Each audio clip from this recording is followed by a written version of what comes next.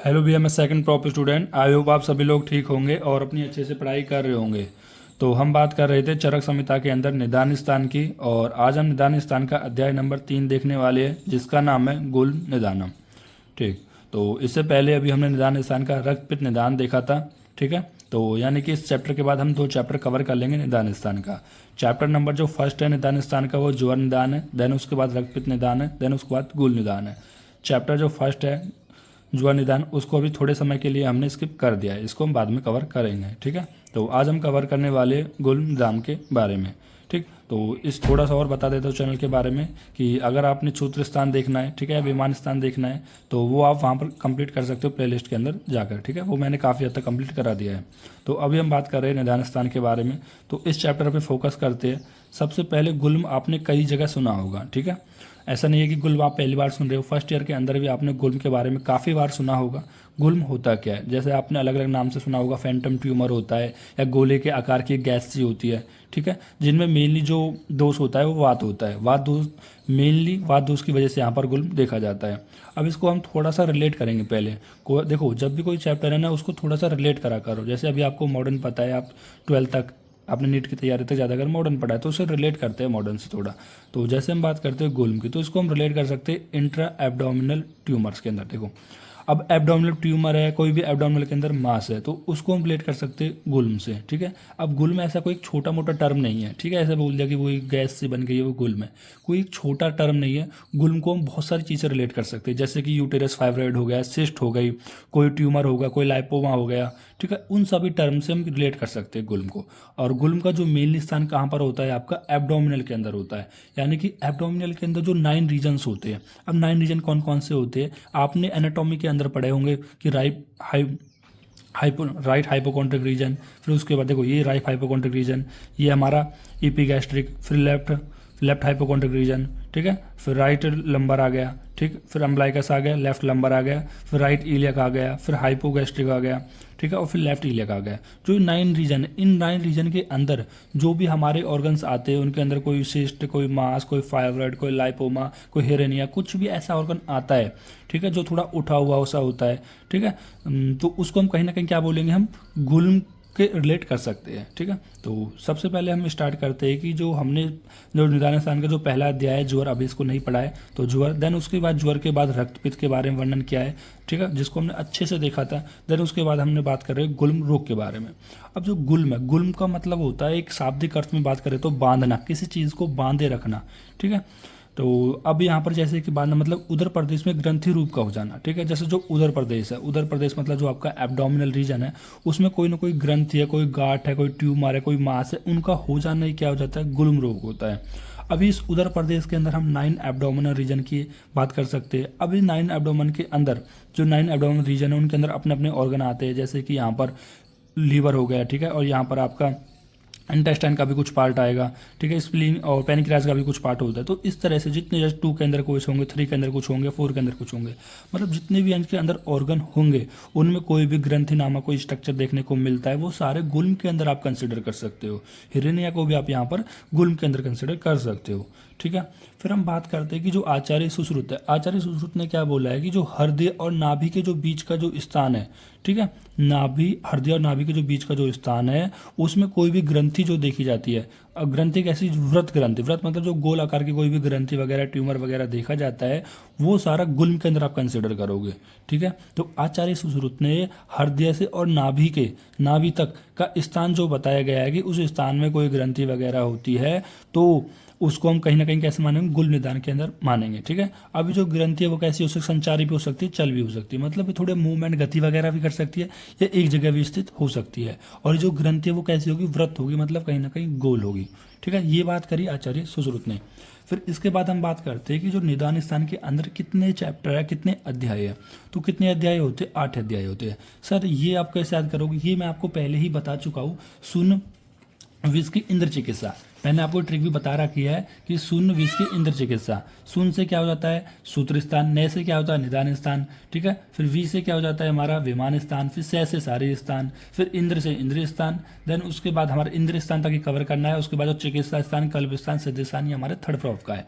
तो जैसे हम बात करते हैं सूत्र स्थान के बाद आता है हमारा निदान स्थान। अब इसको कैसे याद रखा था, अगर आपने सिक्वेंस कर लिया तो 30 8 8 12 30, तो 30 8 8 मतलब 30 के बाद 3 बार 8 है, फिर उसके बाद 12 30 है, ठीक है। शुरुआत कहाँ से करी थी सूत्र स्थान से 30 से करी थी, और एंड कहाँ से करा है, एंड कहाँ पर करा है सॉरी चिकित्सा स्थान। मैं एक बार आपको बता ही दे देता हूँ लिख के, ठीक है, थोड़ा कन्फ्यूजन हो जाता है ना इसमें। क्योंकि ये चीज़ आप बेसिकली कवर कर लिया करो कितने स्थान है। जैसे सुन से हो जाएगा हमारा सूत्र स्थान, ठीक है, राइटिंग में मत जाना, और नय से हो जाएगा निदान स्थान, ठीक है। सुन विष की मतलब विमान स्थान। अगर आपने कोई और नुमोनिक बना रखा है वो भी कर सकते हो। सुन विष की मतलब शारीर स्थान, और सुन विष की इंद्र स्थान, ठीक है। और चिकित्सा से आप याद रखना चिकित्सा स्थान और कल्प स्थान, सिद्ध स्थान, जो कि थर्ड प्रॉफ का है। तो यहाँ पे मैंने कैसे बताया था 30, फिर 3 बार 8, 3 बार 8, 3 बार 8, देन 12। तो इस तरह 30 8 8 8 12, ठीक है। तो निदान स्थान में कितने अध्याय होते हैं, 8 अध्याय होते हैं, ठीक है। तो यानी कि 8 अध्याय यानी कि 8 डिजीज के कॉज, मतलब जो 8 रोग होते हैं। जैसे हमें गुल्म है तो गुल्म का निदान क्या है, गुल्म एक रोग है, उस रोग का निदान, उसका कारण, ठीक है। ऐसे 8 ही बताए गए हैं। फिर आपके दिमाग में एक प्रश्न उठना चाहिए, जब केवल आचार्य चरक ने कि निदान केवल 8 डिजीज के ही बताए हैं, तो रोग के अंदर मतलब चिकित्सा के अंदर 30 अध्याय का वर्णन कैसे करा है। देखो जब चिकित्सा के अंदर आप थर्ड प्रॉफ के अंदर देखोगे तो चिकित्सा के अंदर चिकित्सा स्थान के अंदर 30 अध्याय होते हैं, यानी चिकित्सा उन्होंने 30 रोग की बताई गई है, लेकिन कारण उन्होंने केवल 8 रोग का ही बताया। तो ऐसे क्यों है, तो इसका रीजन ऐसे समझो, जैसे कि गुल्म है, अब गुल्म में क्या बताया कि 9 एब्डोमेन रीजन है, ठीक है। अब उनके अंदर कोई फाइब्रॉइड हो जाए, कोई सिस्ट हो जाए, कोई लाइपोमा हो जाए, कोई हेर्निया हो जाए, कोई मास हो जाए, कोई ट्यूमर हो जाए, तो वो सारे किसके अंदर आ जाएंगे, केवल 9 एब्डोमेन रीजन के अंदर आ जाएंगे। समझ रहे हो ना बात को, किस तरह से उन्होंने चिकित्सा स्थान के अंदर 30 रोग बता दिए और लेकिन निदान स्थान के अंदर 8 ही बताई है, ठीक है। तो ये रीजन मैंने आपको बता दिया। देन उसके बाद हम बात करते हैं जो गुल्म का वर्णन है। देखो जब मैंने आपको चरक सूत्र स्थान 24 पढ़ाया था और वहाँ पे जो श्लोक नंबर 12 था, तो वहाँ पर आप देखोगे जो रक्त की दुष्टि के कुछ लक्षण बताए गए हैं। तो रक्त की दुष्टि के जब लक्षण देखोगे तो वहाँ पर देखना कि गुल्म की उत्पत्ति दिखाई देगी। तो अभी मेरे कहने से आप अपनी चरक संहिता खोलना या जो मैंने पढ़ाया वहाँ देखना, वहाँ पर रक्त की दुष्टि से गुल्म की उत्पत्ति बताई गई है, ठीक है। तो पूछा जा सकता है कि किन धातु की वजह से रक्त गुल्म की उत्पत्ति होती है, तो आपको दिमाग में रखना है रक्त की दुष्टि की वजह से गुल्म की उत्पत्ति होती है। बहुत मोस्ट इंपॉर्टेंट है एमसीक्यू वगैरह के लिए। फिर हम बात करते हैं गुल्म की संख्या। तो पंचम गुल्म है, 5 प्रकार के गुल्म बताए गए हैं, वातज गुल्म, पित्तज गुल्म, कफज गुल्म, सन्निपातज गुल्म। देखो यहाँ पर एमसीक्यू वगैरह बन सकता है कि सन्निपातज गुल्म का दूसरा नाम क्या है, तो नीचय गुल्म, या पूछा जा सकता है नीचय गुल्म कौन सा होता है, तो याद रखना सन्निपातज गुल्म को ही नीचय गुल्म कहा जाता है। देन उसके बाद हमारा रक्त गुल्म, ये 5 प्रकार के गुल्म होते हैं। फिर देखो यहाँ पर चिकित्सा स्थान के अंदर जब आप थर्ड प्रॉफ के अंदर चिकित्सा स्थान में देखोगे तो वहाँ पर आपको द्वंद्वज गुल्म के बारे में भी वर्णन किया गया है, ठीक है। तो देखो यहाँ पर कितना बताया, यहाँ पर निदान स्थान के अंदर केवल 5 प्रकार के गुल्म बताए, लेकिन चिकित्सा स्थान के अंदर एक एडिशनल द्वंद्वज गुल्म के बारे में वर्णन किया गया है। लेकिन यहाँ पर इसको कंसिडर इसलिए नहीं किया गया है कि जो द्वंद्वज गुल्म है ना, वो उसका जो दोष है वो प्रकृति समसंवेद है। देखो अभी मैंने पिछले चैप्टर के अंदर आपको ही प्रकृति समसंवेद, ठीक है, बहुत अच्छे से बताया, रक्त पित्त निदान के अंदर भी और उससे पिछले वाले चैप्टर के अंदर भी, ठीक है। तो उसमें आपको कैसे समझ सकते हो, प्रकृति समसंवेद होकर रोग की उत्पत्ति होती है। मतलब यहाँ पर आप मानोगे जैसे वातज पित्तज की वजह से कोई गुल्म हो रहा है, तो इसमें या तो वात की वजह से होंगे या पित्त की वजह से होंगे। तो जैसे दोष है वैसे प्रकार के यहाँ पर आपको लक्षण देखने को मिलेंगे, तो कहीं ना कहीं प्रकृति समसंवेद है, उसमें कोई विषमता नहीं देखी जाएगी। इस वजह से आचार्य चरक ने निदान स्थान के अंदर यहाँ पर द्वंद्वज गुल्म को नहीं रखा गया है, केवल सन्निपातज गुल्म को रखा गया है, क्योंकि सन्निपातज या निश्चय गुल्म के अंदर हमारा विकृति समसंवेद होता है, ठीक है। इस तरह से भी आप यहाँ पर इसको ध्यान रख सकते हो। तो मतलब यहाँ पर देखो, यहाँ पर लिखा हुआ भी है कि इस प्रकार के संयोग में कुछ विशेषता नहीं होती, इसलिए यहाँ पर इसका वर्णन नहीं किया गया है, ठीक है। देखो अब हम बात करते हैं गुल्म की विशेषता समझने के लिए अग्निवेश का प्रश्न। तो ये आप सभी जानते हैं कि जो पुनर्वैसे आत्रेय है वो अपने शिष्य को ज्ञान दे रहे थे, जिनमें जो अग्निवेश है वो भी उनके एक शिष्य थे। तो अग्निवेश क्या पूछते हैं कि औषध को जानने पर भी ये जो वैध रोगों की विशेषता को ना जाने तो वह चिकित्सा करने में समर्थ नहीं होता है। मतलब सीधी सी बात ये कह रही है, अगर आपको औषध का ज्ञान है लेकिन रोग का ज्ञान नहीं है तो आप चिकित्सा नहीं कर सकते हो। ये किसका प्रश्न है? वो प्रश्न है आचार्य अग्निवेश का, ठीक है, सॉरी अग्निवेश का, ठीक है। तो ये क्यों पूछ रहे हैं? क्योंकि भगवान जो आत्रेय गुल्म के बारे में उनको ज्ञान दे सके ताकि वो ट्रीटमेंट कर सके। तो भगवान आत्रेय, तो भगवान आत्रेय क्या होता है? निदान पंचक से गुल्म के भेद। तो निदान पंचक आप सभी जानते हैं कि समुत्थान जिसको कारण बोलते हैं, ठीक है, हेतु पूर्व रूप, ठीक है, समुत्थान बोल दो, कारण बोल दो, निदान बोल दो, हेतु बोल दो, हेतु के बाद पूर्व रूप आता है, फिर लिंग यानी लक्षण आते हैं, उपशय आते हैं, संप्राप्ति आते हैं। अगर जो भी कोई व्यक्ति या जो भी कोई वैद्य इन निदान पंचक को जानता है, ठीक है, तो निदान पंचक को जानता है तो वो किसी भी रोग का ज्ञान कर सकता है। भाई अगर आपको ये पता लग जाए कि रोग का कारण क्या है, जैसे मान लो कि अभी बुखार है, तो आपको पता लग गया कि जो बुखार है वो टाइफाइड, मतलब टाइफाइड वाला बुखार है, ठीक है, तो आपको पता है कि टाइफाइड का कारण क्या है, किस वजह से वो हो रहा है।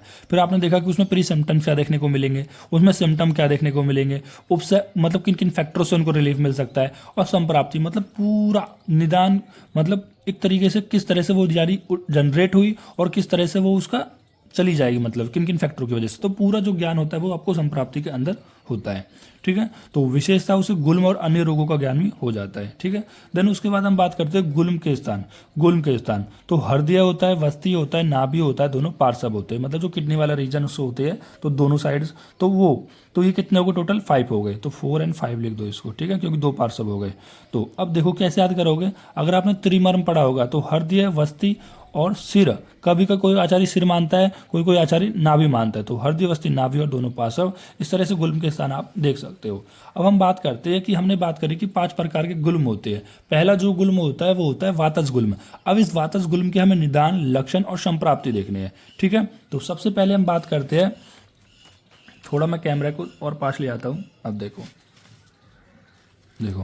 अब वातज गुल्म के निदान की बात करते हैं। किसी भी रोग से पीड़ित, ठीक है, छीन वातकारक आहार द्रव्य को सेवन। देखो इसको मैं थोड़ा अभी समझाता हूँ। देखो अब सिंपल समझो, हम पढ़ क्या रहे हैं? वातज गुल्म पढ़ रहे हैं। अब यहाँ पर हम क्या देख रहे हैं? उसका निदान देख रहे हैं। अब कौन कौन से ऐसे निदान है, कौन कौन से ऐसे कारण है जो कहीं ना कहीं वात को बढ़ाएंगे, तो वही चीज आपको पता होनी चाहिए, ठीक है। अब देखो, अब किसी भी रोग से पीड़ित, अब कौन कौन से रोग है? जैसे मान लो कोई वात प्रधान पुरुष है, अब वो वात प्रधान पुरुष को ज्वर हो गया है, या वमन करा रहे हो, विरेचन करा रहे हो, या अतिसार हो गया है, ठीक है, कोई भी रोग से पीड़ित है तो वो क्या हो जाएगा? छीन हो जाएगा। भाई यहाँ पर रोग है ना, रोग तो कोई भी हो सकता है। कोई भी जो रोग हो रहा है उनसे कहीं ना कहीं आपकी बॉडी में वात की वृद्धि होती है, वात और भी ज़्यादा बढ़ जाता है, ठीक है। अब रोग में आप लिख सकते हो कि वमन है, ज्वर है, विरेचन है, अतिसार है, तो इन सभी से क्या होगा? और भी ज़्यादा वात बढ़ेगा, तो पुरुष और भी ज़्यादा क्या हो जाएगा? क्षीण हो जाएगा, ठीक। पहला पॉइंट ये हो गया। दूसरा, वात कारक आहार द्रव्यों के सेवन की वजह से। देखो यहाँ पर केवल लिखा हुआ है वात कारक आहार द्रव्य, आपको पता होना चाहिए कि बैंगन से बढ़ता है, मटर से बढ़ता है, ठीक है, किन किन द्रव्यों से वात जो बढ़ता है आपको पता है। जो भी लघु आहार मोस्टली, जैसे कि ज्वार वगैरह हो गए, बाजरा वगैरह हो गई, मिलेट्स हो गए, तो उन कहीं ना कहीं वो वातवर्धक आहार है, या फिर जौ हो गया, ठीक है। तो ये सब आपको पता होना चाहिए, ठीक है। तो फिर उसके बाद अतिशीत आहार एवं विहार का सेवन, मतलब बहुत ज़्यादा ठंडा खा रहे हो किसी चीज़ को, या फिर बहुत ज़्यादा आप विहार कर रहे हो, मतलब एक्टिविटीज़ कर रहे हो, दौड़ लगा रहे हो, व्यायाम कर रहे हो, तो इन सभी बात बढ़ रहा है, ठीक है। ये क्या आपको कारण नहीं पता? ये सारे कारण आपको पता है क्योंकि आप पहले से पढ़ते आ रहे हो कि वातवर्धक आहार विहार की वजह से, अतिशीर की वजह से, अतिशीत आहार की वजह से, ठीक है, या फिर अस्नेह पूर्व वमन और विरेचन पीवती, मतलब आपने अच्छी तरह से स्नेह का पान नहीं किया है, ठीक है। देखो कि आपने क्या है कि अच्छी तरह से स्नेहन का पान नहीं कराया है, और स्नेहन का अच्छी तरह से पान नहीं हुआ है, और उसमें आप वमन और विरेचन करा रहे हो, ठीक है। तो ये आपको ध्यान रखना है कि अगर आपने बिना अच्छी तरह से स्नेह नहीं करा, भाई आपने अभी स्नेह स्वेदन अध्याय पढ़ा था सूत्र स्थान के अंदर कि सबसे पहले हम पूर्व कर्म करते हैं, स्नेहन कराते हैं, स्वेदन कराते हैं, देन उसके बाद हम पश्चात कर्म करते हैं, यानी पंचकर्म कराते हैं, वमन कराते हैं, विरेचन कराते हैं, वस्ती कराते हैं। लेकिन यहाँ पर आपका जो पूर्व कर्म था स्नेहन स्वेदन, ये अच्छे से नहीं हुआ है, और उसके बावजूद आप वमन विरेचन करा रहे हो, और वमन विरेचन करा रहे हो तो भी क्या हो जाएगा? आपका ये वात को बढ़ाने वाला होगा। छर्दिम उद्रियते, ठीक है। और छर्दिम उद्रियते का मतलब ये है कि आपको वमन का वेग नहीं आ रहा है, फिर भी आप वमन करने का प्रयास कर रहे हैं, तो भी वात को बढ़ाता है। वात मूत्र पुरीश वेगान वेगान विरोधानी, तो यहाँ पर क्या है कि वात जो मूत्र पुरीश है, इनके वेगों को रोकने का, ठीक है, इनके वेगों को आप जो आयु वेग है इनको रोक रहे हो, तो वो भी वात को बढ़ाते हैं, ठीक है। अत्य से तो या पीपति, ठीक है। तो अत्य से तो पीपति का मतलब, कहने का मतलब ये है कि मतलब कि आपने भोजन करने के बाद बहुत अधिक जल पी लिया है, ठीक। देन उसके बाद अति मैथुन, अति व्यायाम हो गया, एमकपान हो गया, शौक हो गया, चोट हो गया, विषम आसन आदि है। तो ये सारे कारण किसके होते हैं? वातज गुल्म के होते हैं। देखो यार, वातज गुल्म में ऐसा कोई रटना नहीं है, आपको नॉर्मली पता है कि ऐसे ऐसे कारण मुझे लिखने हैं जो वात को बढ़ाते हैं, ठीक है। देन उसके बाद हम बात करते हैं लक्षण। तो लक्षण क्या है कि यह वायु, तो पहले देखो लक्षण को करने से पहले आप संप्राप्ति देखो, ठीक है। तो क्योंकि लक्षण या संप्राप्ति दोनों साथ में दी गई है, तो पहले हम संप्राप्ति देखते हैं। तो संप्राप्ति में क्या बताया गया है, देखो कुपित हुई वायु। देखो अब वायु कैसे कुपित हुई है, आपने निदान पढ़ लिया कि इन कारणों की वजह से आपकी बॉडी में जो वायु है वह कुपित हो जाती है। और कुपित हुई वायु महास्रोतस में, अब महास्रोतस के अंदर क्या आता है आपका? अमा से आता है, पक्वा से आता है, इन स्थानों में जाती है और जाकर वो क्या करती है? रुक्ष होने के कारण। अब वायु का गुण कैसा होता है? रुक्ष होता है, क्योंकि आपने श्लोक पढ़ा होगा चरक सूत्र स्थान 1 में ही कि रुक्ष शीतो लघु सूक्ष्म चलो विशदम खरम, ये चरक सूत्र स्थान 1 का श्लोक है। तो वायु का जिनमें एक गुण होता है रुक्ष, तो वायु के रुक्ष गुण होने की वजह से वो कठिन हो जाती है और एक जगह व्याप्त हो जाती है और पिंड का रूप बनाती है, जिसकी वजह से वो हृदय में या वस्ती में या दोनों पार्श्वों में या नाभि में, ठीक है, अपना स्थान बनाती है। और वह पिंड गुल्म सूल, और जो यह पिंडकार होता है वो गुल्म सूल को उत्पन्न करता है और अनेक तरह की लंबी, चौड़ी और गोली ग्रंथियां उत्पन्न करती है, ठीक है। तो ये होती है हमारे वातकुलस की संप्राप्ति। अब समझो पहले क्या हुआ, आपने क्या कि निदान देखे कि इन कारणों की वजह से आपकी बॉडी में जो वायु है वो प्रकोपित हो गई। वायु प्रकोपित हो गई तो वो अमा से, पक्वा से आदि स्थानों में गई और अपने रुक्ष गुण के कारण वह कठिन होकर एक ही जगह पिंड की तरह।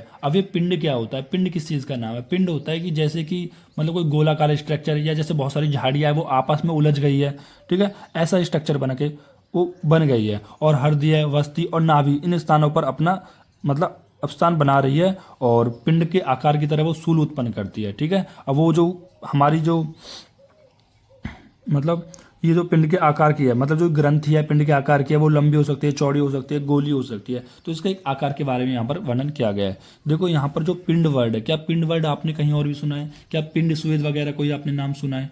ठीक है, ठीक है। देन उसके बाद हम बात करते हैं लक्षण के बारे में। तो लक्षण क्या है कि यह वायु बार बार पिंड के आकार को गुल्म को विस्तृत करती है। देखो ये वायु क्या कर रही है, क्योंकि वायु के प्रकोपित होने की वजह से तो ये हो रहा है, क्योंकि वायु के ऐसे गुण होते हैं, रुक्ष गुण होती है, रुक्ष गुण होने की वजह से वो कठिन बन जाती है और एक ही जगह स्थान पर रहकर वो पिंड के आकार की बन जाती है, ठीक है, गोले से आकार की बन जाती है। तो जिसकी वजह से यहाँ पर ये आपको लक्षण देखने को मिलते हैं। तो यह वायु बार बार पिंड आकार जो गुल्म है उसको विस्तृत करेगी, फैलाएगी या इसको कॉन्ट्रैक्ट करेगी या फिर अन्य रूप से या तो कभी कभी अधिक वेदना करेगी या कभी कभी कम वेदना उत्पन्न करेगी, ठीक है। तो यह विषमता वायु में चल गुण के कारण होती है। अब देखो यहाँ पर देखो दो इंपॉर्टेंट गुण है, एक होता है चल गुण, एक होता है रुक्ष गुण। ये दोनों आप दिमाग में याद रखना कि रुक्ष गुण होने की वजह से वो वायु एक जगह एकत्रित हो रही थी, पिंड के रूप में बन रही थी, और चल गुण की वजह से जो ये पिंड का आकार का गुल्म है वो कभी तो बहुत ज़्यादा बढ़ जा रहा है या कभी बहुत ज़्यादा कम हो जा रहा है, ठीक है। या तो उसमें कभी कभी बहुत ज़्यादा वेदना हो रही है जब कभी कभी कम वेदना हो रही है। वो वायु के कौन से गुण की वजह से हो रहा है? वो वायु के चल गुण की वजह से हो रहा है। दिमाग में आपको ये चीज़ क्लियर रखनी है, ठीक। देन उसके बाद और भी कुछ लक्षण बताए गए कि पिप्लियम, पिपली का संप्रचार, मतलब जैसे कोई चींटियाँ चल रही है ऐसा आपको लग सकता है। अंग प्रतियों में तोंद हो, मतलब आपके जो भी ऑर्गन्स है उनमें से कोई सुई चुभा हो रहा है, क्योंकि ये सब क्या है कहीं ना कहीं वात के लक्षण। अगर आपको याद हो कि कहीं ना कहीं हमने चरक सूत्र स्थान 20 के अंदर, ठीक है, 19 या 20 के अंदर ये सब चीज़ें पढ़ी थी कि ये सारे वात के कुछ स्पेसिफिक लक्षण होते हैं, पित्त के कुछ स्पेसिफिक लक्षण होते हैं, भेद होना, स्फुरन होना, ठीक है, कोई ऐसे हवासी भरना, आयाम, तनाव होना, स्ट्रेच, संकोच होना, सुप्त, हर्ष, ये सारे लक्षण देखने को मिलते हैं। देन और क्या लक्षण बताए गए कि इन सब भावों को क्षण में होना या क्षण में नाश हो जाना, वेदना उत्पन्न होने पर गुल्म से पीड़ित रोगी अपने सुई या अकुन से विधा हुआ समझता है, सायकाल में ज्वर हो जाता है। मतलब देखो शाम में ज्वर हो जाता है, सुई कुछ हो रहा है, ऐसा पीड़ित होना है, मुख सूखने लगता है, ठीक है, और श्वास रुकने का सब प्रतीत होता है, रोमांच अधिक होता है क्योंकि वात बढ़ रहा है, पीलिया बढ़ जाती है। देखो अब यहाँ पर कुछ उसके उपद्रव बताए गए हैं। तो वातज गुल्म के उपद्रव क्या होते हैं कि पीलिया बढ़ जाती है, आटोप होता है जिसको पेट में गुड़गुड़ाहट बोलते हैं, आंतों में शब्द होता है जिसको हम आंत्रकूजन बोलते हैं, अन्न नहीं पचता अविपाको, उदावर्त होता है, उदावर्त मतलब जो अपान वायु की डायरेक्ट से नीचे की ओर होती है वो ऊपर की ओर हो जाती है, अंग मर्द होना, मन्य होना, शीर शूल होना, संघ प्रदेश में शूल होना, ये सारे जो गुल्म के वातज गुल्म के उपद्रव होते हैं। ठीक है, फिर हम बात करते हैं उपसय के बारे में। तो वातज गुल्म के बताए हुए कारणों से हानि, मतलब जो वातज गुल्म के जो निदान है, जो कारण है, उनसे जो हानि होती है, अगर आप उसके विपरीत सेवन करोगे तो उनको आपको लाभ होगा, वही क्या होता है, उपसय। ठीक है, तो एक बात यहाँ पर इंपॉर्टेंट लिखी हुई है कि सभी प्रकार के गुल्म में वात की प्रधानता होती है। ठीक है, चाहे वो वातज गुल्म हो, चाहे पीतज गुल्म हो, चाहे कफज गुल्म हो, सभी गुल्म के अंदर जो वातज गुल्म है वो प्रधान रूप में होता है। ठीक, देखो अभी तक मैं थोड़ा सा एक बार आपको फिर से रिकैप करा देता हूँ मैंने अभी क्या बात करी। सबसे पहले हमने बात करी गुल्म निदान के बारे में। देखो गुल्म निदान क्या है, कोई आपका जो एब्डोमिनल मास है, ठीक है, अब वो एब्डोमिनल मास क्यों हो रहा है, क्योंकि वहाँ पर कोई ना कोई आपकी वायु एकत्रित हो गई एक ही जगह पर, और वो वायु अपने रुक्ष गुण के कारण पिंड के आकार की बन गई है, और पिंड के आकार जैसे कि जो झाड़ियाँ वगैरह होती है इस तरह से आकार की, मतलब उलझी हुई एक ऐसे पिंड के आकार की बन गई है। ठीक है, उसको हम गुल्म कह रहे हैं। ठीक, और इस गुल्म के हमने फिर यहाँ पर संख्या देखी कि गुल्म 5 प्रकार के होते हैं, वातज, पितज, कफज, सन्निपातज और रक्तज गुल्म, जिनमें हमने सबसे पहले बात की वातज गुल्म की कि वातज गुल्म क्या होता है। तो वातज गुल्म के हमने बारे में देखा कि वातज गुल्म का निदान देखा, मतलब कोई भी रोग हो, चाहे वमन हो, चाहे अतिसार हो, चाहे कोई भी रोग हो, मतलब जिन रोगों की वजह से आपके धातु का क्षय हो रहा है एक तरीके से, अब जहाँ पर धातु का क्षय होगा वहाँ पर वात की वृद्धि होगी, तो उनसे क्या होगा, और भी ज़्यादा व्यक्ति क्षीण होगा और वात की वृद्धि होगी। तो जो भी अब कारण है, अब मैं आपसे पूछता हूँ कौन कौन से ऐसे कारण हैं जिनकी वजह से वात बढ़ रही है। तो आप कहोगे अगर आप रुक्ष आहार का विहार का सेवन करोगे, या फिर बहुत ज़्यादा अति मैथुन, अति व्यायाम, विषमासन का सेवन करोगे, या फिर आप गलत तरीके से अपने वेगों को धारण करोगे, या फिर अपने दिनचर्या का पालन नहीं करोगे, ऋतुचर्या का पालन नहीं करोगे, या फिर आप ऐसे कह सकते हो कि जो वमन विरेचन है वो सही तरह से नहीं करा पा रहे हो। ठीक है, इस तरह से। ठीक है, तो ये पूरा क्या हो जाएगा, आपका निदान हो जाएगा। ठीक, तो अभी तक हमने जो बात करी है वो बात करी है वातज गुल्म के बारे में। ठीक है, अब हम बात करते हैं अगले गुल्म के बारे में जो कि होगा आपका पितज गुल्म। देखो अब हम बात करते हैं पैतृक गुल्म के बारे में। देखो सेम वैसा ही निदान है, लक्षण है, संप्राप्ति, उपशय है। ठीक, वो अब इसका निदान क्या बताया गया कि शरीर क्रश हो जाता है। अब शरीर क्रश कैसे हो रहा है, जो सेम आपने बताया ना, जैसे पहले हमने बताया हुआ ज्वर, वमन, विरेचन, इन सब आदि कारणों से जब शरीर क्या हो जाता है, बिल्कुल क्रश हो जाता है, तो तब आप उस टाइम पे आप उस पुरुष को आप अत्यंत अम्ल, लवण, कटु, देखो यहाँ पर कृष क्यों बताया जा रहा है, देखो यहाँ पर तीनों गुल्म के अंदर, निदान के अंदर आपको व्यक्ति को कृष ही बताया जाएगा, वात के अंदर भी, पित्त के अंदर भी, कफ के अंदर का। इसके पीछे का रीजन क्या है, इसके पीछे का रीजन ये है कि अगर व्यक्ति एक बार कृष हो गया तो उसकी जो सब बल है, उसकी जो शक्ति है वो कहीं ना कहीं कम हो जाएगी, और कम शक्ति बल कम हो जाएगी तो जो दोष है वो जल्दी प्रकोपित हो जाएंगे। तो इसलिए बताया गया जब शरीर बिल्कुल कमजोर हो गया, क्रश हो गया, तो उस टाइम पे आप अत्यंत अम्ल का, लवण का, कटु का, तीनों ही रस क्या करते हैं, पित्त को बढ़ाते हैं। ठीक है, क्षार का सेवन करते हो, तीक्ष्ण का, सिरके का, दूषित मग का, हरे शाक का, खट्टे फल का, या दाह उत्पन्न करने वालों का, ठीक है, शाक का, अन्य मांस आदि का सेवन कराते हैं, तो वो सभी क्या होते हैं, आपको यहाँ पर पित्त को बढ़ाते हैं। ठीक है, अब यहाँ पर एक वर्ड आता है हरे शाक। अरे हरे शाक सर ग्रीन वेजिटेबल्स तो बढ़िया होती है, फिर ये क्यों बढ़ा रहे हैं। देखो किसी भी चीज़ का अगर आप अति सेवन करते हो तो उसका आपको साइड इफेक्ट जरूर देखने को मिलता है, चाहे वो आपके लिए कितनी भी अच्छी सही। ठीक है, तो यहाँ पर इसी तरह से हरे शाक का भी अगर आप ज़्यादा मात्रा में खाते हो तो वो कहीं ना कहीं पित्त को बढ़ाने का काम करते हैं, या फिर अजीर्ण आसन में अध्यशन करते हो, मतलब आपका अन्न पहले ही नहीं पच रहा है और आप फिर से खा रहे हो, और अमाशय रूप से तो अवमन करा रहे हो, हवा धूप का सेवन कर रहे हो तो उससे भी पित्त बढ़ रहा है। तो ये क्या करता है कि वायु के साथ पित्त कुपित हो जाता है। याद रखना जब भी जो गुल्म होगा उसमें वायु मेनली होता है, मेनली जो गुल्म होता है वो वात होता है। ठीक है, वात की वजह से होता है। अब इसमें यहाँ पर पित्त का भी इन्वॉल्वमेंट हो सकता है, कफ का भी हो सकता है, ठीक है, रक्त का भी इन्वॉल्वमेंट हो, मेनली किसका होता है, वात का होता है। तो याद रखना, तो यहाँ पर भी क्या है, वायु के साथ पित्त भी क्या हो जाता है, कुपित हो जाता है। फिर हम इसके पहले संप्राप्ति देखते हैं, उसके लक्षण देखेंगे। देखो संप्राप्ति में क्या बताया गया है, संप्राप्ति में बताया गया है कि जो आपका प्रकोपित पित्त है वो वायु के साथ मिल जाता है और अमाशय एक भाग में एकत्रित होकर वातस्कुल में कहे गए उन्हीं विभिन्न प्रकारों को वेदनाओं को उत्पन्न करता है। देखो यहाँ पर एक इंपॉर्टेंट वर्ड है कि अमाशय के एक भाग में। अब अमाशय एक भाग में क्या होता है, इसको हम बोलते हैं अमाशय एक देशीय, अमाशय एक देशीय। ठीक है, अमाशय एक देशीय। ठीक है, तो याद रखना कि जो प्रकोपित पित्त है वो वायु के साथ मिलके अमाशय एक देश में। अब अमाशय एक देश क्या होता है, जो नाभि और हृदय के बीच का जो स्थान होता है केवल वहीं पर पित्तज गुल्म होगा। तो याद रखना कि नाभि और हृदय के बीच का जो स्थान होगा वहीं पर आपको पित्तज गुल्म देखने को मिलेगा। तो यहाँ पर भी यही बता रहा है कि जो प्रकोपित पित्त है वो वायु के साथ मिलता है और अमाशय के एक भाग में एकत्रित हो जाता है, यानी कि अमाशय एक भाग एकत्रित हो जाता है और जो वातज गुल्म में कहे गए लक्षण है वही विभिन्न विभिन्न प्रकार की वेदनाओं को भी आप उत्पन्न करता है, क्योंकि उसमें भी क्या है, वात का इन्वॉल्वमेंट होता है। जैसे कि पित्त की वजह से क्या क्या देखने को आपको लक्षण देखने को मिलेंगे कि पित्त पेट में, हृदय में, छाती में, कंठ में, इन सभी में दाह उत्पन्न होती है। ठीक है, और विदा युक्त धुआं समान खट्टी डकार, आपको ऐसे गले में से धुआं देखने को मिलेगा, खट्टी डकार देखने को मिलेगी। और गुल्म का स्थान कैसे, गुल्म जो गुल्म के स्थान होंगे वहां से भाप निकलने को देखने को मिलेगी, स्वेद आएगा, गीला सा प्रतीत होगा, कोई स्पर्श सहन नहीं होगा, रोमांच होगा, कुछ रोमांच होगा, ज्वर चक्कर धबधू आएंगे, प्यास लगेगी, गला मुख सूख जाएगा, तालू सूख जाएगा, मूर्छा, अतिसार, ये सब आपको पित्त गुल्म के उपद्रव है।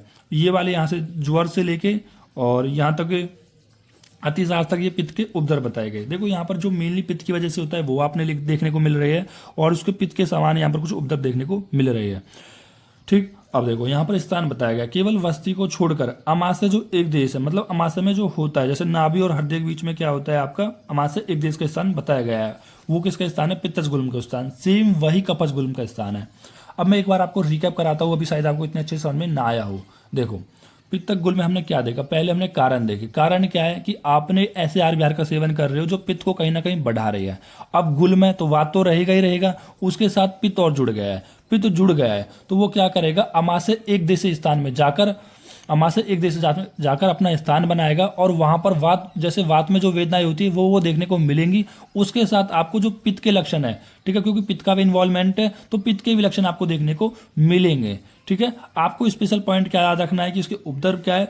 दूसरा जो इसका स्थान है वो वस्ती नहीं है, क्योंकि वस्ती नाभि के नीचे आती है, और मैंने क्या बताया कि अमाशय एक देश में हृदय से के लेकर नाभि तक के बीच का जो स्थान है उसके अंदर पित्तज गुल्म देखने को मिलेगा। लेकिन वस्ती में क्यों नहीं मिलता है, क्योंकि जो वस्ती का जो स्थान होता है वो नाभि के नीचे होता है। ठीक है, देखो अब हम बात करते हैं अपने तीसरे प्रकार के, जो कि हमारा श्लेष्मज गुल्म या कफज गुल्म होता है। इसका निदान क्या है, सेम वही कारण है कि किन कारणों की वजह से आप क्रश हो गए हो। ठीक है, अब क्रश हो गए तो उसमें आप अत्यशन करा रहे हो, बहुत ज़्यादा खाना खिला रहे हो, अतिस्निग्ध खिला रहे हो, गुरु खिला रहे हो, मधुर खिला रहे हो, शीतासन करा रहे हो, या पिष्टि, इच्छु, क्षीर, तिल, मांस, गुड़, विकृति, इन सभी का सेवन करा रहे हो। देखो ये कहीं कोडिशन आपको सुना सुना सा लग रहा होगा, अगर आपको याद हो कि ये श्लेष्मज कृमि का निदान है, मतलब इन श्लेष्मज कृमि का हेतु है, मतलब इन सेवन कराते हो तो श्लेष्मज कृमि की बढ़ने के चांसेस ज़्यादा रहते हैं। या मंदक मग आदि पान कराते हो, मतलब जो सही तरह से जो दही जमी ना हो, मग का बहुत अधिक सेवन करा रहे हो, हरे साग का अधिक सेवन करा रहे हो, ये सेम पित्त के अंदर भी था। आनुक मांस का, औदक मांस का, ग्राम्य पशु पक्षियों के मांस का सेवन करा रहे हो, मलमूत्र के वेगों को रोक रहे हो, अति मात्रा में भोजन करने के बाद अधिक पानी पी रहे हो, शरीर में क्षोभ उत्पन्न हो रहा है, तो इनमें क्या होता है, वायु के साथ कफ विकोपित हो जाता है। देखो मैंने फिर बता रहा हूँ, गुल्म होगा, वायु तो रहेगी, उसके साथ आप ऐसे आहारों का, व्याहारों का, ऐसे निदानों का सेवन कर रहे हो जो कफ को भी बढ़ा रहे हैं, तो उसके साथ क्या होगा, वात के साथ कफ और मिल जाएगा, तो वात के तो लक्षण देखने को मिलेंगे ही मिलेंगे, उसके साथ कफ के भी लक्षण आपको देखने को मिल जाएंगे। जैसे हम बात करते हैं संप्राप्ति के बारे में, तो संप्राप्ति में क्या कहा गया है कि प्रकोपित हुआ कफ को वायु अमाशय एक भाग में एकत्रित कर, अमाशय एक भाग में एकत्रित कर, वही है कि अमाशय एक देशी है, इनको एकत्रित कर उसी प्रकार की वेदना को उत्पन्न करता है जो वातज गुल्म में बताई गई है। ठीक है, तो ऐसे ही वेदना उत्पन्न करेगा। अब लक्षण देख लेते हैं कि कफज का इन्वॉल्वमेंट है इस गुल्म के अंदर, तो क्या क्या लक्षण देखने को मिलेंगे कि रोगी के शरीर में कफ, शीत, ज्वर, आरोचक, अन्न का ठीक न पचना, अंगमर्द, रोमांच, हृदय रोग, वमन, निद्रा आदि के आलस्य, शैतम्य, भारीपन, सिरसूल को उत्पन्न करता है। और गुल्म के स्थान पर स्थिरता, और मतलब जो गुल्म के स्थान होंगे, ठीक है, तो यहाँ पर क्या देखेंगे, ये उपद्रव बताए गए होंगे, तो इसमें क्या है कि स्थिरता, भारीपन, कठोरता, अवगाढ़, शून्यता को और बढ़ जाता है। कफ, काश, श्वास, प्रतिशाय राजस्व में उत्पन्न करता है। इसके उपशय क्या होते हैं, देखो जिन कारणों की वजह से कफज गुल्म बढ़ रहा था, ठीक है, उसके विपरीत आप करा दो तो वो उपशय हो जाते हैं। निदान में कहे हुए आहार विहारों से हानि और उसे विपरीत वस्तुओं का सेवन लाभकार हो तो उसे कफज गुल्म का समझना चाहिए। देखो अब हम बात करते हैं त्रिदोष गुल्म के बारे में। अभी तक हमने क्या बात करी है, पहले हमने वातिक गुल्म देखा, देन उसके बाद हमने पैतिक गुल्म देखा, देन कफज गुल्म देखा जिसको हम श्लेष्मज गुल्म कहते हैं। ये हमारा त्रिदोषज गुल्म या जिसको सन्निपातज गुल्म या जिसको निश्चय गुल्म कहते हैं। ठीक है, तो इसके बारे में देखते हैं। तो कुशल वैद्य तीनों दोषों के हेतु और लक्षण के मिश्रित होने पर सन्निपातज गुल्म मानते हैं। मतलब जिस गुल्म के अंदर तीनों दोष के जो लक्षण है और कारण है वो सम्मिलित होते हैं, उस गुल्म को जो अच्छे वैद्य होते हैं या कुशल वैद्य होते हैं उसको हम सन्निपातज गुल्म या निश्चय गुल्म कहते हैं। यह सन्निपातज गुल्म वाद आदि दोषों के परस्पर विरुद्ध चिकित्सा होने से ऐसा देह है। तो यहाँ पर क्या बताया गया है कि जो वात आदि दोष है उनके विरुद्ध है। मतलब एक कहने का मतलब ये है कि अगर आप एक दोष को कम करोगे तो दूसरा दोष बढ़ जाएगा, फिर उस दोष को कम करोगे तो फिर तीसरा दोष बढ़ जाएगा। तो इस तरह से क्या बताया गया है, वो विरुद्ध बताया गया है। जिस तरह से आपने एक और विरुद्ध चिकित्सा पढ़ी होगी,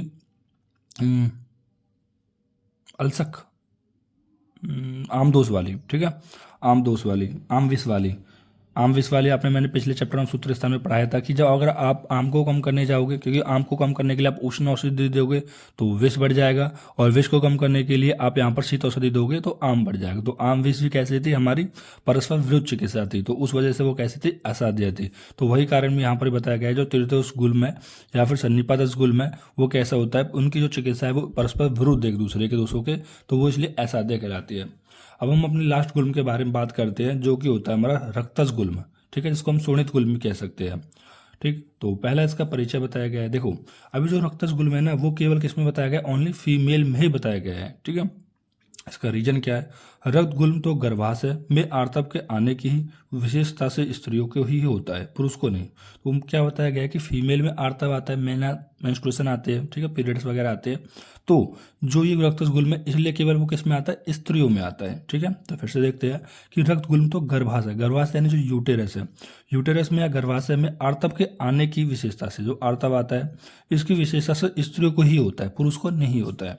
ये किसने माना है, ये आचार्य चरक जी ने माना है। उसके बाद हम देखते हैं कि 3 आचार्य आते हैं, एक आचार्य क्षारपाणी, भट्टर हरिश्चंद्र जो कि आपके आयुर्वेद इतिहास में भी आपने इनके बारे में पढ़ा होगा, और चक्रपाणी, ठीक है, ये तो टीकाकर है, ठीक है, चरक संहिता के। तो इन तीनों आचार्यों ने माना है कि पुरुष के अंदर भी रक्त गुल्म होता है। देखो आचार्य चरक ने क्या माना कि रक्त गुल्म केवल फीमेल में होता है क्योंकि फीमेल में आर्तव वगैरह आते हैं। उन्होंने बोला है इन तीनों आचार्य ने कि जो रक्त गुल्म पुरुष में भी होता है। क्यों उन्होंने माना है, देखो इन्होंने बोला कि असरक भवगुल्म, असरक भवगुल्म का मतलब ये है कि नॉर्मल ब्लीडिंग वगैरह तो हो सकती है भाई, सामान्य रक्त वगैरह का तो हो सकता है ना, तो इसलिए ये रक्त गुल्म पुरुष के अंदर भी हो सकता है। एमसीक्यू वगैरह के लिए काफ़ी इंपॉर्टेंट है। देन उसके बाद हम बात करते हैं निदान और संप्राप्ति को एक साथ लिया गया है। देखो परतंत्र होने से मतलब यहाँ पर कुछ स्पेसिफिक रीजन दिए गए हैं कि क्यों केवल ये फीमेल के अंदर होते हैं, ठीक है। जैसे बताया गया कि परतंत्र का मतलब है वो डिपेंडेंट होते हैं।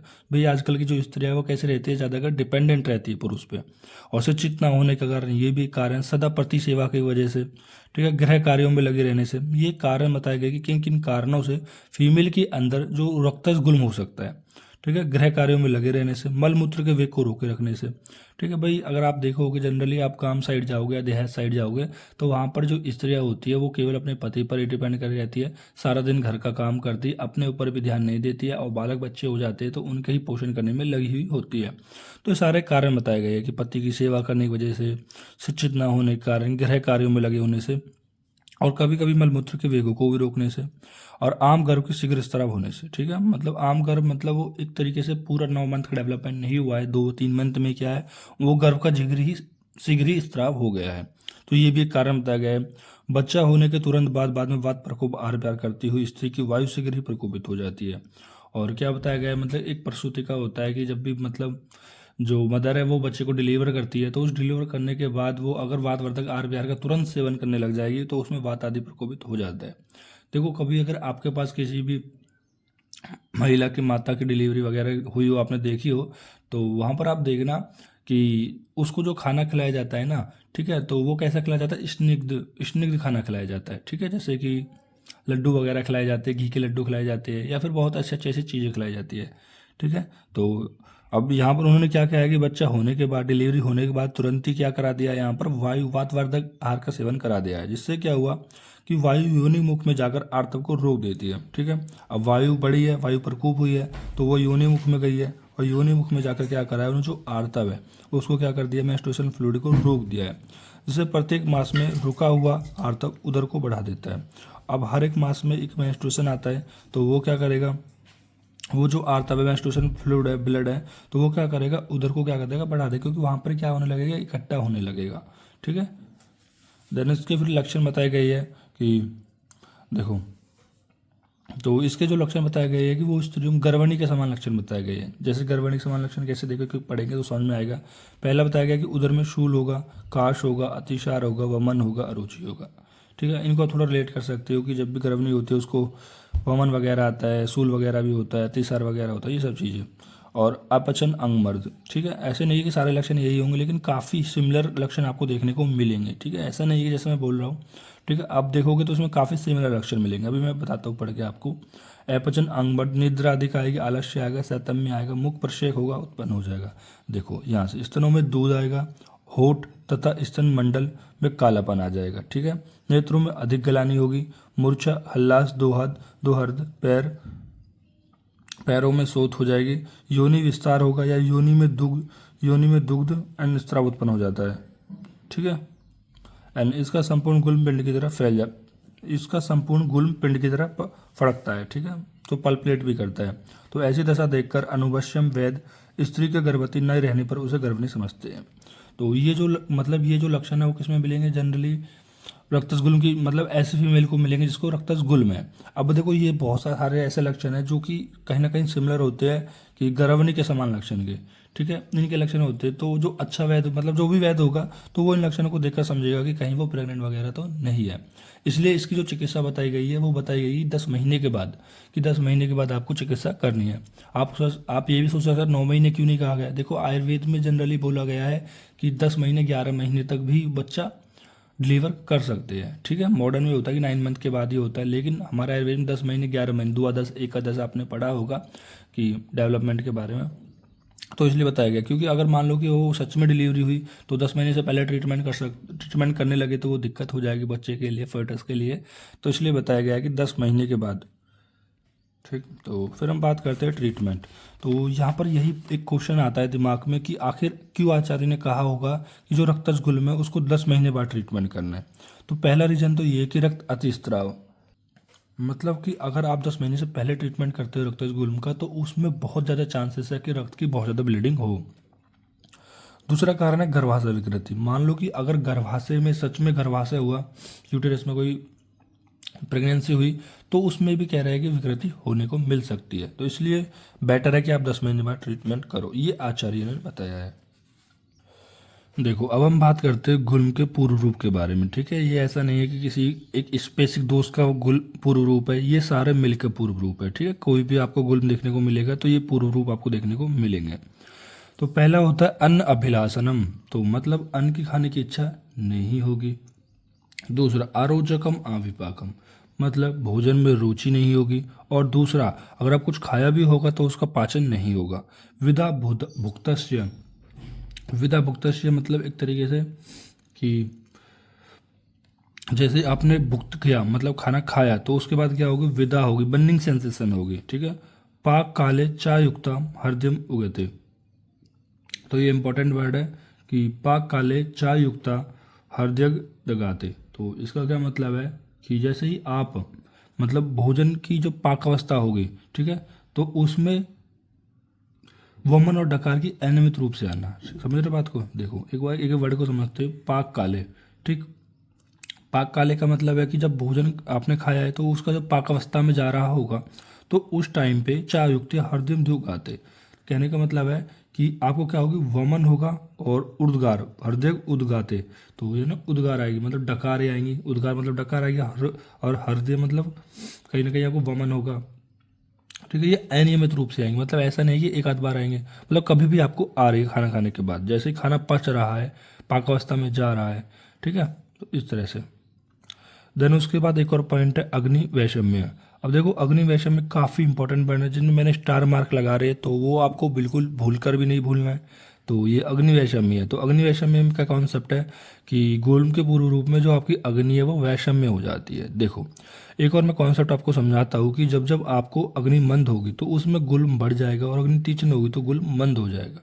ये आपको मिलेगा चरक चिकित्सा स्थान अध्याय नंबर 5 में है। ठीक है, तो वहाँ पर आपको देखने को मिलेगा। तो इसमें क्या होता है एक्चुअली कि जो तीक्ष्ण मतलब अग्नि के तीक्ष्ण होने की वजह से गुल्म कम हो जाता है, तो जिसकी वजह से हम यहाँ पर जो ट्रीटमेंट करते हैं वो कैसा करते हैं, जो आपकी अग्नि को बढ़ाए। जैसे कि मान लो कोई भी आपका नोड्यूल मास आपकी बॉडी में बना हुआ है, किसी की बॉडी, पेशेंट की बॉडी में बना हुआ है, तो उसका हमने कारण माना है कि अग्नि मंद होने की वजह से। तो इसका हम ट्रीटमेंट क्या करेंगे? अग्नि बढ़ा देंगे, जैसे कि त्रिकटुक आदि का सेवन कराएंगे तो जो नोडुल मास वगैरह है वो अपने आप ही थोड़ा कम हो जाएगा, डिजॉल्व हो जाएगा। ठीक है, इस तरह से हम यहाँ पर इनको यूज कर सकते हैं। दूसरा बताया गया है कि वात मूत्र पुरीस वेगा नाम चादु अप्रबुद्ध भाव मतलब यहाँ पर क्या बताया गया है, जो मल है, मूत्र है, इनके वेगों को उत्पन्न ना होना या आए हुए जो वेग है उनको ना निकालना या कम निकालना। ठीक है, ये सारे किसके अंदर आ जाते हैं, इसके अंदर आ जाते हैं। ठीक है, वातसूल हो गया, आटोप हो गया, पेट में गुड़गुड़ाहट, आंत्रकूजन हो गया, इंटेस्टाइन, हर्ष, उदावर्त हो गया, भूख का ना लगना, इसको अबूचा कहते हैं। तो ये लक्षण देखने को मिलेंगे। देन दूसरा होता है दौर्बल्य, दौर्बल्य देखने को मिलेगा। फिर आता है सौत्सम चा अस्मिति। ठीक है, मतलब यहाँ पर क्या बताया गया है कि सौत्सर्य मतलब कि जो तृप्तियुक्त भोजन का सहन ना होना, सौत्स्यम चा आसात्मिति, मतलब इसका कहने का मतलब ये है कि आपको यहाँ पर तृप्तियुक्त भोजन का सहन ना हो पाना। ठीक है, वो भी किसका लक्षण है, गुल्म के पूर्व रूप का। अब यहाँ पर मैंने एक और इम्पॉर्टेंट पॉइंट लिखा है आप लोगों के लिए कि देखो, आपने सेम सौत्स्य की तरह ही एक और वर्ड पढ़ा है, नाति सौत्यम। ठीक है, जो कि आपने चरक सूत्र स्थान 5 में पढ़ा है। ठीक है, तो वहाँ पर क्या है कि लघु आहार के कंटेक्स्ट में आपने ये पढ़ाया कि न आति सौत्यम, कि आपको जो लघु आहार है उसको भी बहुत अधिक मात्रा तक तृप्त तक नहीं खाना है। ठीक है, देखो वहाँ पर बताया गया था जो लघु आहार है उसको आप खा सकते हो। ठीक है, लेकिन आपको उसको भी तृप्त, ऐसे नहीं है कि आप अपने गले तक भर के खाना खाना है उसको भी, तो उसको भी इतना नहीं खाना है। तो उसी तरह भी यहाँ पर भी एक वर्ड आया है सौत्स्य। तो सौत्स्य आपको याद रखना है कि चरक निदान स्थान के तीसरा चैप्टर गुल्म निदान के अंदर आया है, जहाँ पर ये गुल्म के पूर्व रूप के अंदर बताया गया है कि सौत्स्यम चा आसभिति मिति इति। ठीक है, तो यहाँ पर बताया गया है कि आपको तृप्तियुक्त भोजन का सहन ना हो पाना। ठीक, देन उसके बाद हम बात करते हैं साध्य असाध्य विचार और उसके चिकित्सा सूत्र। यहाँ पर बताया गया है जो सन्निपातज गुल्म है, जिसको हम निश्चय गुल्म भी कहते हैं या त्रिदोषज गुल्म कहते हैं, वो असाध्य होता है, इसकी हम चिकित्सा नहीं कर सकते। असाध्य क्यों होता है, क्योंकि मैंने इसकी आपको चिकित्सा बताई है, वो परस्पर विरुद्ध चिकित्सा होती है, आम विष की तरह। फिर हम बात करते हैं द्वंद्वज गुल्म की। अब देखो यहाँ पर द्वंद्वज गुल्म ऐसा गुल्म होता है कि जिसमें दो दोष आपस में मिले हुए होते हैं। वैसे तो आचार्य चरक ने इनके भेदों का मतलब जो 5 भेद बताए थे उसमें द्वंद्वज गुल्म को नहीं बताया गया है। ठीक है, द्वंद्वज गुल्म कह दो या संसर्ग गुल्म कह दो, संसर्ग भी एक ही बात है क्योंकि उसमें दो दोष आपस में मिलते हैं। इन्होंने बताया ये प्रकृति समसंवेद के सिद्धांत की वजह से, जो मैं आपको पिछले चैप्टर के अंदर पढ़ाया था। तो इसमें साधारण चिकित्सा करनी है। एक दोषज गुल्म यानी वात पित्त कफ, किसी एक दोष की वजह से अगर गुल्म है तो उसमें आप दोषों के अनुसार चिकित्सा करो जिस प्रकार का दोष होगा। फिर उसमें बात करी गई जो गुल्म है वो भी 2 प्रकार का हो सकता है। एक तो ऐसा गुल्म हो सकता है जिसमें उपद्रव बहुत ज़्यादा आ रहे हो, एक ऐसा भी गुल्म हो सकता है जिसमें उपद्रव बहुत कम आ रहे हो। ठीक है, अगर उपद्रव ज़्यादा आ रहे हैं तो सीधी ऑब्वियस ही बात है, तो हमें चिकित्सा जल्दी करनी है, शीघ्र करनी होगी। ठीक है, और अगर उपद्रव कम है तो चिकित्सा हम देर में भी कर सकते हैं। फिर इसके बाद एक और वर्ड आता है गुल्म के लिए कि गुल्मेशियम अत्ययिक, अत्यायिक। ठीक है, थोड़ा प्रोनाउंस करने में प्रॉब्लम हो रही है, अत्यायिक। ठीक है, देखो अगर आप कभी भी क्या बोलते हैं इमरजेंसी वगैरह में गए होगे तो इमरजेंसी में लिखा होता है अत्यायिक, अत्यायिक। ठीक है, तो वो क्या मतलब होता है, उसका मतलब होता है इमरजेंसी। तो यहाँ पर गुल्म की इमरजेंसी वाले पॉइंट बताए गए हैं कि वात चिकित्सा परनीयत। देखो जब भी कोई इमरजेंसी वाली कंडीशन है, ठीक, तो उसमें आपको क्या करना है, मोस्टली वात चिकित्सा परनीयत, मतलब इमरजेंसी कंडीशन है और आपको बहुत इतना सोचने का टाइम नहीं है, तो आपको ऑब्वियस ही बात है जल्दी से कुछ ना कुछ करना ही होगा। तो उसमें सबसे पहले आपको वात की चिकित्सा करनी है। देन स्नेह स्वादो वाथरो, और ऐसे स्नेह न स्वेदे को देना है जो कि वात को हरने वाले हो। ठीक है, और फिर उसके बाद स्नेह उपसितम च मृदु विरेचनम, और क्या बताया गया है कि आपको यहाँ पर जो मृदु विरेचन कराना है, और कैसा कराना है जिसमें थोड़ा बहुत स्नेह मिला हुआ हो। अब इस चीज़ को हम थोड़ा ध्यान से समझते हैं। पहला तो क्वेश्चन ये है कि मृदु विरेचन कौन कराता है। अगर आपने चरक सूत्र स्थान 25 में मैंने आपको आरगबद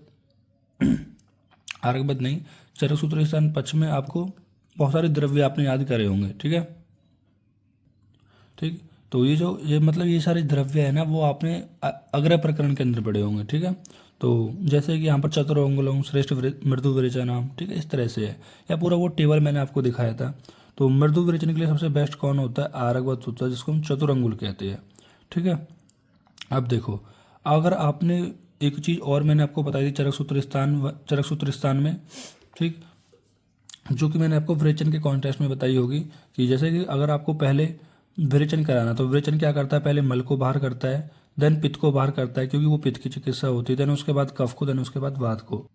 ठीक है, तो देखो अब यहाँ पर देखो पित्त के लिए तो मृदु विरेचन हम कर रहे हैं, और ये जो उष्ण होने की वजह से वात कफ का भी कहीं ना कहीं शांत कर रहा है, लेकिन वो वात को नहीं निकाल पाएगा। ठीक है भाई, तो वात तो अगर ऐसा का ऐसा ही रह जाएगा तो हमारा गुल्म तो ऐसे ही रह जाएगा, क्योंकि गुल्म में मेन कौन सा दोष होता है, वात दोष होता है। तो इसके लिए हमने क्या डाला यहाँ पर, स्नेहम उपसितम। ठीक है, मतलब कहीं ना कहीं थोड़ा स्नेह डाला है उस विरेचन के अंदर, ताकि जो आपका वात है वो शांत हो सके, क्योंकि मेनली आपको गुल्म के लिए वात को ही शांत करना होता है। फिर यहाँ पर अम्ल लवण मधुरास्यम रसायन, अब वही है मधुर अम्ल लवण है, तो ये तो ऑब्वियसली बात है, वात को कम करते हैं, तो इन रसों का आपको सेवन कराना है। तो ये कब कराना है ट्रीटमेंट, जब आपको इमरजेंसी वाली कंडीशन है गुल्म के अंदर, आपको नहीं समझ में आ रहा है कुछ भी, तो आप ये वाला फॉर्मूला अपना सकते हो। जैसे भी आप जब कभी ओपीडी खोलोगे तो उसमें भी क्या होता है कि पहले आप पेशेंट से सिम्टम्स पूछते हो, ठीक है, हिस्ट्री लेते हो, फिर उनको लिखते हो, फिर समझने की कोशिश करते हो कि क्या रोग हो सकता है। अगर आपको वो रोग फिर भी समझ में नहीं आता है तो आचार्य चरक ने कहा है कि आपको उसमें पश्चाताप करने की या शर्म की कोई बात नहीं है, क्योंकि ऐसे बहुत सारे रोग होते हैं जिनका आप कोई नामकरण नहीं कर सकते हो। आपको समझ में नहीं आ रहा ये कौन सा रोग है, आप उसका नामकरण नहीं कर पा रहे, तो आपको उसमें सेम होने की कोई बात नहीं है। आपको वहाँ पर क्या करना है, जिस प्रकार के उसको सिम्टम्स है, जो दोष आदि बढ़े हुए हैं, ठीक है, उस दोष के दूष्य के हिसाब से आप वहाँ पर चिकित्सा कर सकते हो। ठीक है, तो इसी के साथ हमारा ये चैप्टर चरक निदान स्थान 3 गुल्म निदानम कंप्लीट होता है। फिर मिलते हैं एक ऐसे ही अच्छे चैप्टर के साथ। अगर आपको वीडियो अच्छी लगी हो और हम मेरा पढ़ा है वो आपको समझ में आता हो तो आप ज़रूर एक कमेंट कीजिए, ताकि मेरा मनोबल बना रहे और मैं इसी तरह से आपके लिए अच्छा कंटेंट लाता रहूँ। धन्यवाद।